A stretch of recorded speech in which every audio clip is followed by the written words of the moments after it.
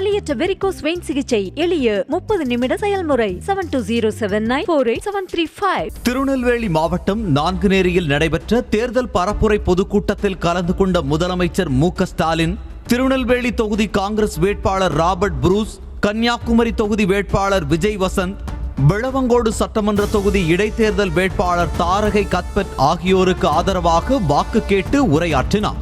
தமிழர்களை வெறுக்காத ஒருவர் பிரதமராக வேண்டும் என்றால் அது உங்கள் கையில்தான் இருக்கிறது என தெரிவித்த முதலமைச்சர் பிரதமர் மோடியை தோற்கடித்தாக வேண்டும் என்றும், மீண்டும் மோடி ஆட்சிக்கு வந்தால் அமைதியான இந்தியா அமளியான இந்தியாவாக மாறிவிடும் என்றும் எச்சரித்தார்.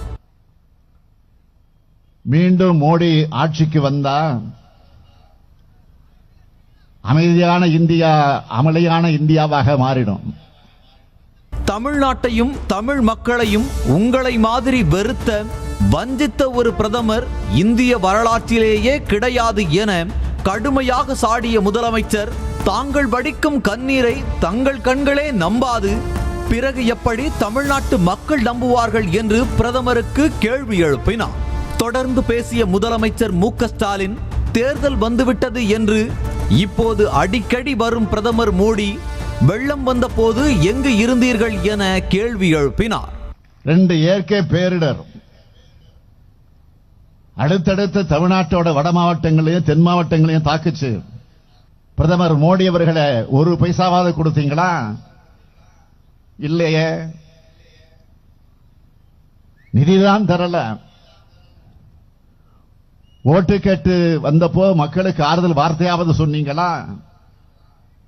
தமிழ்நாட்டுக்கான பேரிடர் நிவாரண நிதியை தர மறுக்கும் மத்திய பாஜக அரசுக்கு எதிராக உச்சநீதிமன்றத்தில் வழக்கு தாக்கல் செய்ய போவதாக அறிவித்த முதலமைச்சர் நிதியை பெறுவதற்கு கூட நீதிமன்றங்கள் தான் செல்ல வேண்டும் என்றால் பாஜக எத்தகைய ஓரவஞ்சனையான அரசாக நடந்து கொண்டிருக்கிறது என கேள்வி எழுப்பினார்.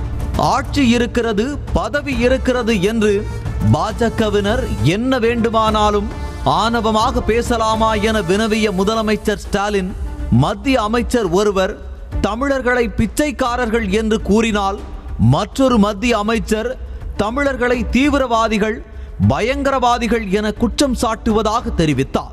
மக்களிடையே வெறுப்பை விதைச்சு பிளவுகளை உண்டாக்கி அதுல குளிர்காய நினைக்கிற பாஜகவோட எண்ணங்கள் ஒருபோதும் பலிக்காது.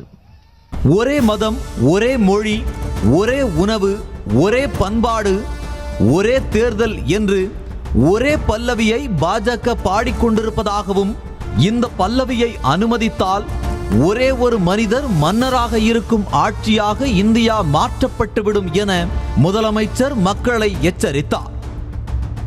பாஜகவுடன் அதிமுக கள்ள கூட்டணி வைத்திருப்பதாக குற்றம் சாட்டிய முதலமைச்சர் மு.க. ஸ்டாலின் பாஜகவிற்கு எதிரான வாக்குகளை பிரிப்பதற்காகவே அதிமுக வேட்பாளர்கள் மறைமுக பாஜக வேட்பாளர்களாக களமிறக்கப்பட்டுள்ளதாக காட்டமாக தெரிவித்தார். வலியற்ற வெரிகோஸ் வெயின் சிகிச்சை எளிய 30 நிமிட செயல்முறை 7209487335. செய்திகளை உடனுக்குடனும் துல்லியமாகவும் தெரிந்து கொள்ள சப்ஸ்கிரைப் பண்ணுங்க.